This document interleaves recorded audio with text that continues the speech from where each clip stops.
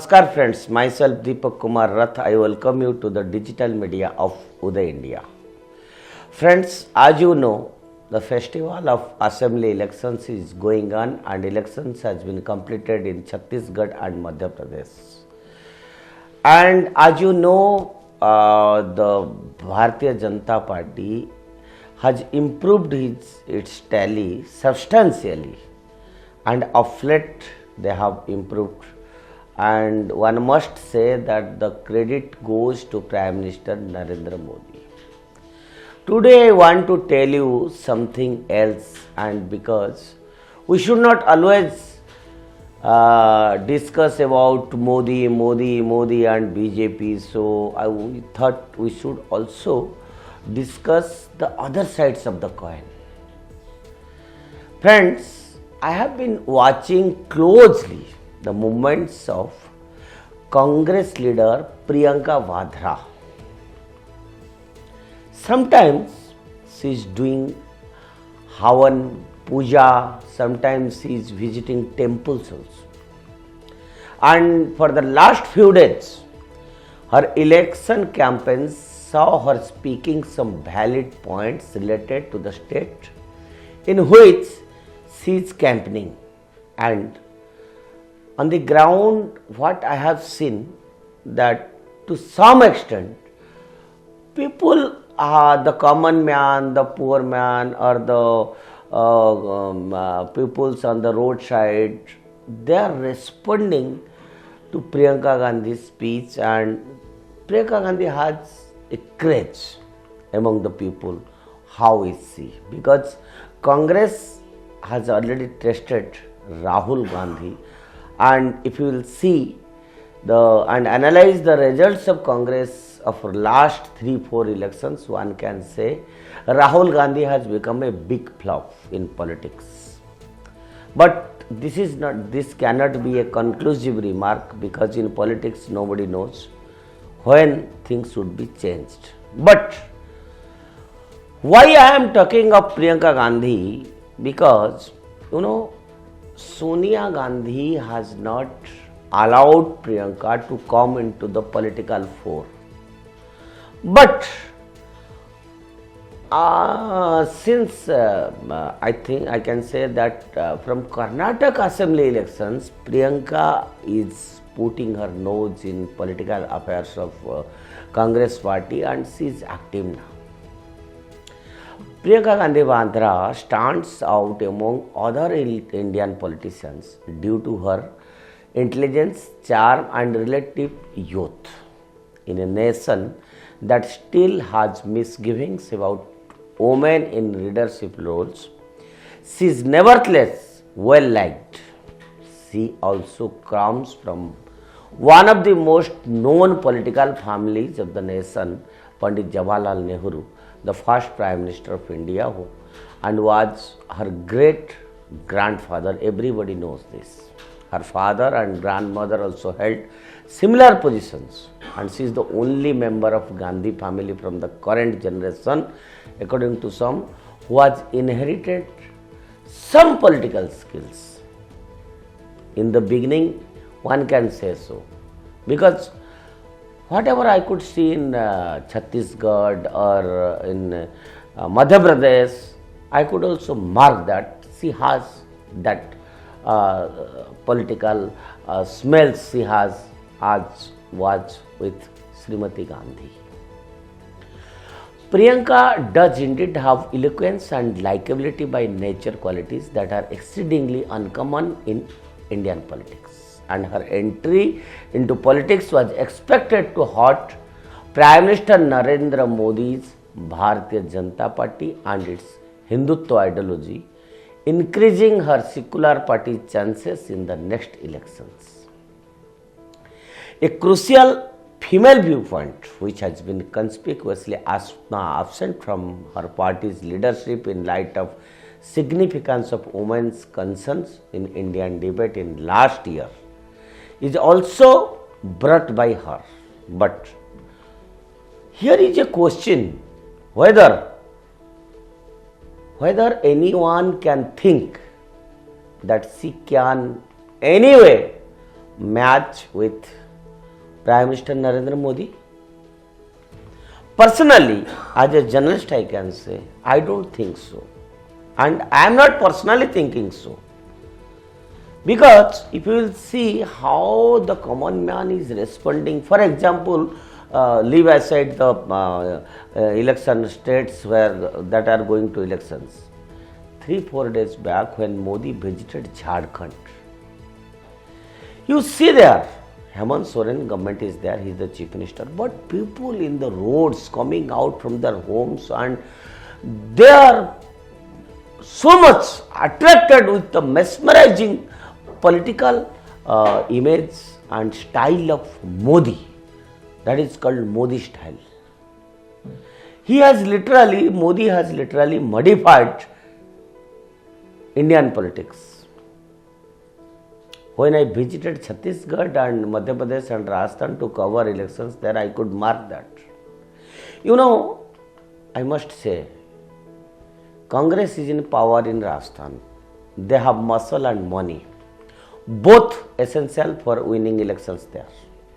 Plus, Priyanka Gandhi's good oratory skills promising different serves to the people of Chhattisgarh.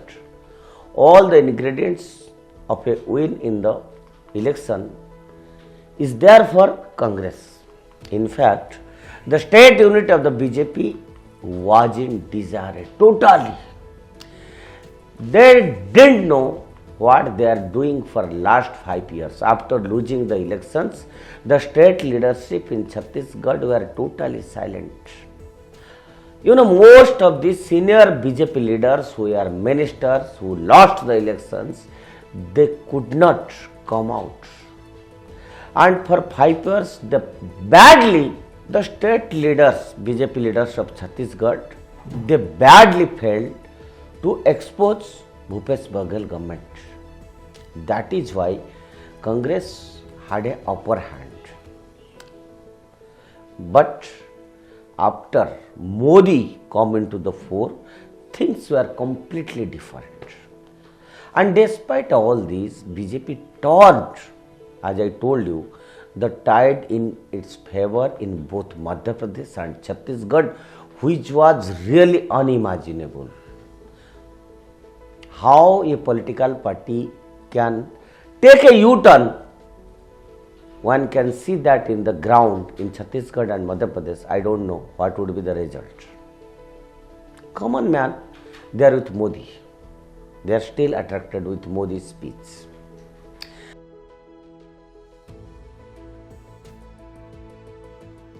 I travelled extensively in both the states and spoke to people. Everywhere people has caught the fancy of the people. Reason is only one, Modi and Amit Shah. They both remain invincible even after 9 years in governance. People trust Narendra Modi. Wherever I went and whomever I have talked, everyone said they believe in Modi and Shah duo and their promises. You know, Modi has told this. So people think this is Modi's guarantee. Modi's guarantee is a big deal for common man. They believe that the BJP under Narendra Modi and Amit Shah, Rajnath Singh will deliver in their promises and make the state more developed. The initiatives of the Modi government in the center and other BJP ruled states have also made a positive impact on the voters in both Chhattisgarh and Madhya Pradesh. Same thing is true for Rajasthan also. Modi magic is going to bring BJP back in power in Rajasthan. A person in Rajasthan told me, this election has only one hero and he does not reside in Jaipur but rather in Delhi. He said, we are passionate supporters of Prime Minister Narendra Modi and will vote for him in the assembly elections and will make sure he wins all the 25 Lok Sabha seats once more, regardless of what happens in the battle for assembly elections and whichever party prevails. Imagine. And I must tell you here that most of the people, even in state elections, they are voting for the state assembly in the name of Modi because Modi's guarantee. People have reposed their faith on Modi's guarantee. The Bharatiya Janata Party that took the biggest risk in assembly elections by running under the Prime Minister's guidance rather than a local face is benefiting from Modi's popularity in Rajasthan. The largest risk taken by the BJP central leadership is the absence of two-time Chief Minister Vasundhara Raje also, who was dominated once upon a time the Rajasthan politics for 20 years. The BJP state unit should undergo generational change according to sizable portion of the party both in Delhi and Jaipur, but process might not be that easy. The central leadership acknowledges Raj's significance of late and has included a sizable portion of her supporters in the list of candidates that was released following the initial rebellion. You know why Congress will get defeated in Rajasthan? It will be its own undoing. In terms of cyber crime, inflation index, rape and other law and order situations like crime against women, impeachment, corruption, the state comes in the first under the Gehlot.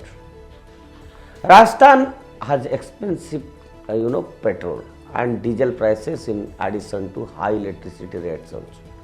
In Rajasthan, the Gehlot administration has gone beyond all bounds in terms of vote bank politics. When Kanhaiya was killed in broad daylight in Udaipur, hardly a word was said by anyone.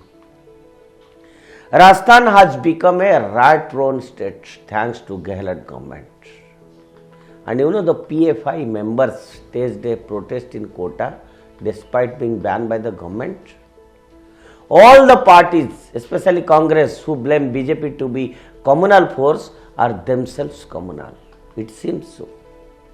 They have all been playing religion card to garner votes, making illogical statements to appease minorities, pushing legal provisions against the spirit of the Constitution of India to benefit some minorities unduly and so on. The Congress administration is supporting hate crimes against Hindus and their culture on a regular basis. People are marking this. Just doing Havan or visiting temples by Rahul Gandhi or Priyanka Vadra will not solve the problem because people are witnessing what you are doing at the time of elections and what you are doing when Hindus are hot. Gehlot demonstrated the double standard by excluding the hijab despite his pledge to outlaw the practice of ghungat from the state. Congress talks about how impoverished and marginalized areas are deploying, yet it says nothing when jihadis commit atrocities on them. So in a nutshell, it is Modi magic that will again bring BJP to power in Rajasthan, Madhya Pradesh and Chhattisgarh. It is amazing to watch how people adore him and in fact worship him despite being in government for so many years. Elections are unpredictable, but Modi has a magic wand in his hand, that is for sure. Whatever friends I told you today, that is on the basis of my experience and what I could guess as a journalist on the ground zero. But it's always the voters, the citizens who has got the power to vote whomever they want to. But voting is again very important. It's a very welcome step that in Madhya Pradesh and Chhattisgarh large turnout was there for voting. That is a good sign for a healthy democracy. That's all for today. Stay tuned with Uday India and subscribe to Uday India. Bharat Mata Ki Jai.